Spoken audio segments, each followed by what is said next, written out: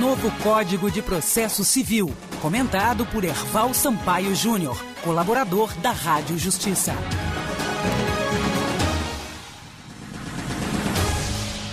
Continuando sobre os recursos, Pedro, você lembra do recurso ainda hoje existente, não é?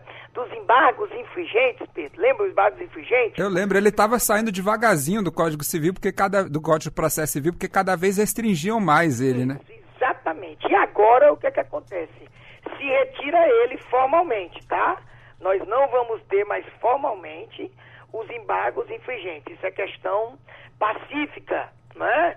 Foi aprovada a retirada formal.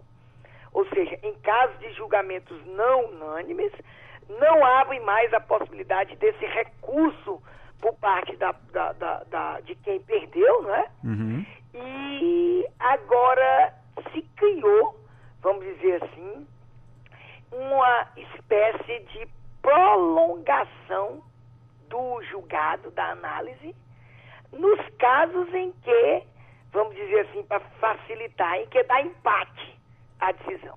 Vou tentar trazer um caso concreto. O juiz decidiu de uma determinada linha, certo? Julgando procedente o pedido, ok? Então, dentro dessa análise, está 1-0 para o autor, né? Concorda comigo? Sim. Tá, 1-0, não é isso? Recorreu para o tribunal, ok? Vamos facilitar aqui o nosso exemplo e vamos entender que o tribunal tem uma Câmara somente com 3 desembargadores, ok, Pedro? Uhum. Tá bom. Então, nos 3 desembargadores, dois resolvem mudar a sentença do juiz, ok? Certo. 2 resolvem mudar a sentença do juiz. E um resolve decidir mantendo a sentença do juiz, ok? Se 2 resolvem mudar, o resultado da decisão do tribunal é favorável ao réu, não concorda? Reforma a sentença do juiz, não é isso? Isso. Mas esse resultado prático da quantidade de julgadores que apontam em uma tese e outra, você concorda comigo que está 2-2? Está 2-2, levando em consideração o Do magistrado. juiz, né? Só para a gente entender. O que é que acontece? Seriam esses casos, a maioria, os casos que têm os embargos infringentes, não é verdade? Isso. Acaba o embargo infringente, ok? Beleza. Só que surge para esses casos uma continuidade obrigatória, não passa nem a ser recurso, para que naqueles órgãos que não são os órgãos finais, ou seja, por exemplo, se for o pleno, não se aplica esse prolongamento do julgamento. Se for um órgão especial, não. Uhum. Mas se for uma Câmara, por exemplo, vai ter que necessariamente se convocar uma nova sessão. O ideal é que seja no mesmo dia, mas a gente sabe que nem sempre vai ter desembargadores suficientes para resolver isso no mesmo tempo, para continuar esse julgamento direto. Vai se marcar uma nova sessão, participando, inclusive, os mesmos desembargadores que trabalharam no julgamento anterior, que está em continuidade, na realidade, julgamento anterior não, no julgamento que ainda não se finalizou. Nós vamos chamar a quantidade de desembargadores suficientes para que se possa, em tese, alterar o resultado anterior. Nesse caso que nós citamos o exemplo, o resultado anterior foi a reforma, não é verdade? A reforma de 2-1, concorda comigo? Nesse caso, doutor Ervaldo, nesse caso a gente pode, até porque a lei fala em órgãos fracionários, podemos pensar no julgamento dos órgãos fracionários? Exatamente, é porque eu estava tentando, você sabe que a minha ideia aqui... É simplificar. É simplificar, né? Pois é. Eu estou tentando evitar... E lá vou eu complicar, né, doutor Ervaldo? Vez por outra você deve trazer mesmo, pra gente, pra eu não esquecer essa parte técnica. Mas é porque a ideia aqui que nós ficamos é levar o amigo e isso amigo, é verdade. Claro, o profissional do direito também entende, por óbvio, né? Porque penso que eu sendo o mais simples possível, o profissional do direito com certeza vai entender. Você está certíssimo. Entender, né? Você está certíssimo, doutor Ervaldo. E o órgão fracionário, como você disse, sendo órgão fracionário, pode se submeter mais desembargadores, vir a integrar circunstanciadamente aquele órgão fracionário e, em tese, poder modificar.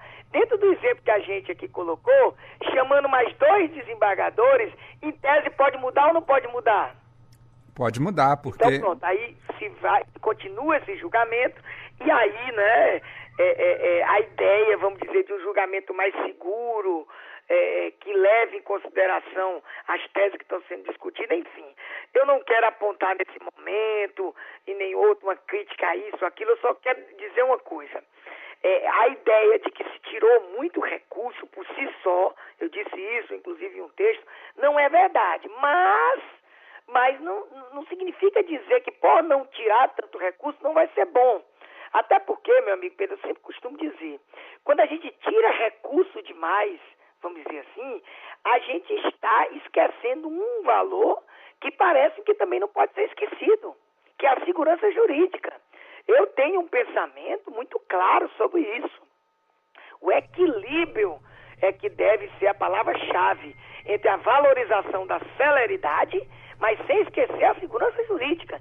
Será, meu amigo Pedro, que sempre é bom um processo rápido demais, meu amigo Pedro? Com certeza não. Pode trazer efeitos nefastos, efeitos inclusive graves, inclusive que tragam também danos irreparáveis ou difícil reparação. A outra parte, um processo rápido demais, nós podemos desobedecer o devido processo legal, meu amigo Pedro? Pois é, nesse caso não tem como fazer isso, né, doutor Rival? Por mais que se queira se ter rapidez em um processo, celeridade, de outro lado a gente prima também no direito pela segurança jurídica. Então, conseguir conciliar esses dois valores, às vezes, faz com que tenha que ceder um desses valores e, de certa forma, a celeridade fica um pouco prejudicada. Um pouco, eu falo, porque é possível ter um processo rápido. Que permitir que ambas as partes possam, evidentemente, expor suas teses, trazer as suas versões, tentar ambas dizer como os fatos aconteceram. Então nós não podemos esquecer, nós podemos dar privilégio. Por que eu vou dar privilégio ao autor só porque foi ele que procurou primeiro o Poder Judiciário? Eu não me canso de dizer, você já viu eu dizendo isso aqui, quando a gente fala do direito de ação, no artigo 5º, inciso 35, a lei não excluirá de apreciação do Poder Judiciário lesão ou ameaça de lesão a direito. A matiz desse direito de ação é o direito do autor e o direito do réu também, meu amigo Pedro. O réu tem o direito também de dizer que está havendo uma violação do seu direito e resistir à pretensão do direito do autor nessa linha. Enfim, Pedro, por fim eu queria fazer um último comentário, eu acho que o nosso tempo já está chegando, não é isso? Estamos no finalzinho, doutor Rival. Finalzinho, só mais uma novidade, nós vamos continuar ainda essa série de novidades, para depois adentrarmos em específico, foi o que nós nos propusemos. Eu acho que é interessante, porque pega essa visão geral, quem está acompanhando, o amigo e amiga que está acompanhando, eu estou vendo inclusive muita gente tweetando, né, no Twitter da Rádio Justiça, no nosso Twitter, enfim, isso é muito importante para que a gente possa estabelecer esse espaço padrão e as pessoas possam explorar, não é, esse bate-papo nosso. É interessantíssimo. O combate ao que a gente chama, e quantas vezes eu vi matéria sua falando sobre isso, a terrível jurisprudência defensiva. Aquela jurisprudência que se consolidou até hoje, de não admitir, de não conhecer, de não receber recursos, ações, enfim, por questões minúsculas, né, por apego exagerado ao formalismo, né, sem a ideia da atividade jurisdicional cooperando com as partes. Por exemplo, por causa, às vezes, da falta de juntada de um dado documento, um documento que não era nem tão essencial, pronto, não se recebe mais o processo, acaba, não se analisa mais o mérito, não.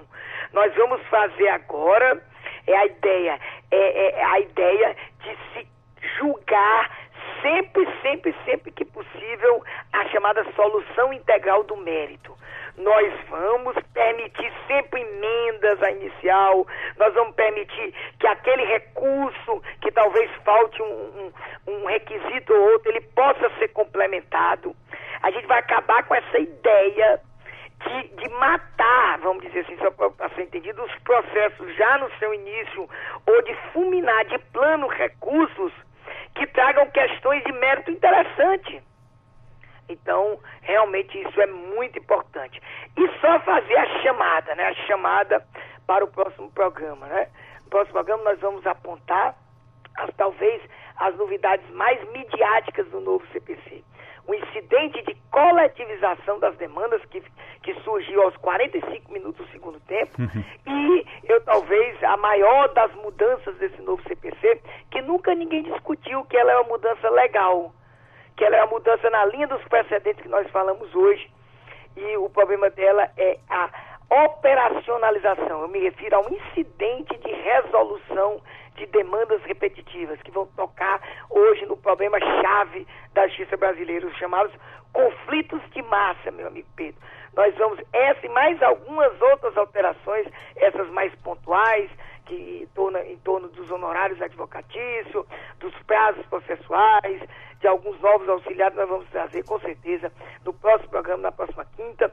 Foi realmente muito bom, está sendo muito interessante, repercussão muito positiva na sociedade e nos profissionais de direito, esse bate-papo toda quinta sobre o novo Código de Processo Civil, meu amigo Pedro Beltrão. E a gente só tem a agradecer, como mais uma vez, doutor Herval Sampaio Júnior, que é doutorando em Direito Constitucional, é mestre em Direito Constitucional pela Universidade de Fortaleza, especialista em Processo Civil e Penal, é magistrado na comarca de Mossoró, é membro do Instituto Brasileiro de Direito Processual, professor da Universidade Estadual do Rio Grande do Norte, é o nosso colaborador, nosso colunista toda quinta-feira aqui no programa Revista Justiça para falar sobre as novidades do novo Código de Processo Civil.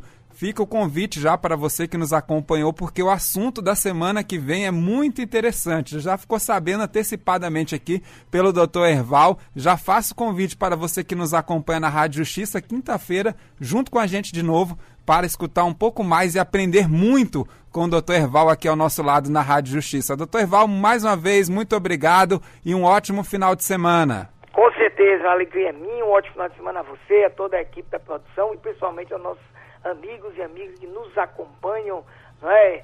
Aí, aqui, acompanham toda a programação da Rádio Justiça. E lembrando, né? Já que você deixa aí o nosso Twitter, quem quiser acessar, quem quiser bater papo com a gente, trocar inclusive e-mails, Twitter, @Herval Sampaio, Facebook, Herval Júnior Sampaio. Será sempre um prazer a gente poder contribuir, poder ajudar, poder principalmente fortalecer a cidadania brasileira. Um grande abraço e até a próxima quinta. Novo Código de Processo Civil, comentado por Herval Sampaio Júnior, colaborador da Rádio Justiça.